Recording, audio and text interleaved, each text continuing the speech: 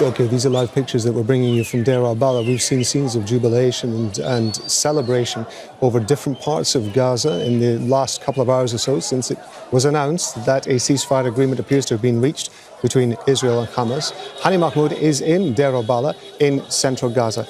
Hani, just talk to us about the kind of atmosphere there is where you are.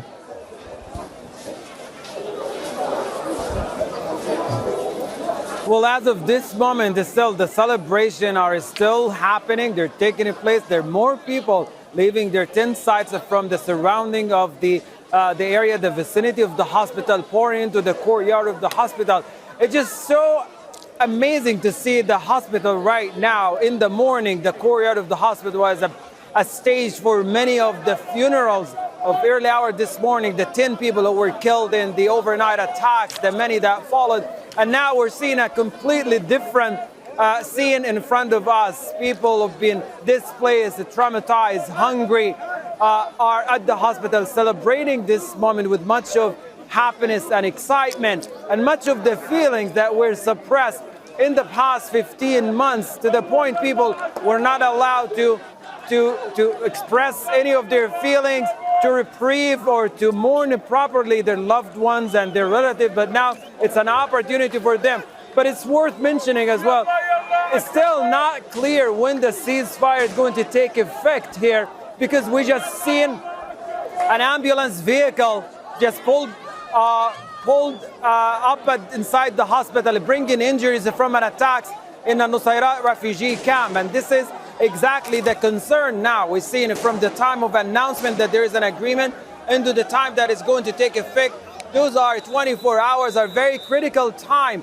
And what we are worried about, what everybody now worried about, despite the high level of happiness and excitement here, almost non-believable, they're worried that the attacks are going to increase and more people are going to die within the coming 24 hours. Exactly the time that this ceasefire is going to take effect. But again, we're seeing a completely different scene here, a dramatic change from what happened in the morning and what is happening now. This is a scene right now. This is a scene of the celebration of many of the people that, as long as we reported it from here, we've seen them here asking us questions, talking about the end of the war, talking about the end of the bombardment. This particular man been lifted up by the people who are happiness. One of the displaced people who we have many encounter with, lost his part of his family, lost his home, and been staying in the hospital sheltering for the past months.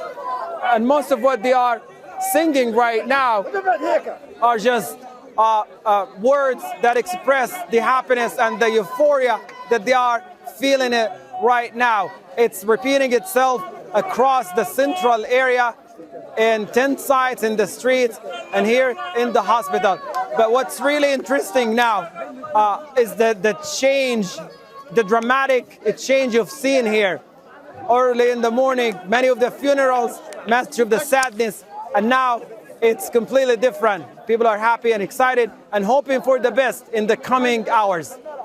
Hani, it is worth pointing out, of course, that as you rightly say, the ceasefire has not officially started yet, and one would imagine there is going to be concern, despite the celebrations, that there are so many people gathered in various places across Gaza that, of course, the attacks may be continuing. You mentioned there that there was an attack, we understand, from the Nusayrat refugee camp. Yes, absolutely. And right now, what we're seeing is more of a sudden reaction to 15 months of ongoing mass bombardment, to the point people did not believe they're going to survive it. They just remember the initial weeks of this genocide. Israeli officials, the political level, the military level, issued many of the statements and expressed sentiments that were very genocidal, that did not leave anyone in any positive hope that this is going to end or they are going to stay alive. Just the past months have proven what the Israeli military meant. Not only the ongoing bombardment and the daily killing by the hours, but also many of the restrictions that imposed on people, no fuel, no water, no medical supplies, no food supplies, part of the Gaza Strip went hungry, enforces starvation, excuse me, enforced starvation, enforced dehydration, famine that struck the northern part of the Strip. People started to look in areas where waste is being thrown, looking for food. Many of the hungry children, people died of hypothermia and the cold weather, not only from the unpredictable bonds, but all of this took place because nobody believed that this is going to come and end. Everyone would go by the end of the day being thankful that they made it through the day, went to sleep, not sure if they are going to wake up. And this happens to almost everyone here. Many of the time we showed up here at the tent, we did not know if we were going to make it back in the evening to our homes and come back in the morning because of the intensity of the situations. Hani, thanks very much indeed. That's Hani Mahmoud talking to us there from Deir al-Balah. Okay, let's hear some more reactions from Gaza on the reports of a ceasefire deal.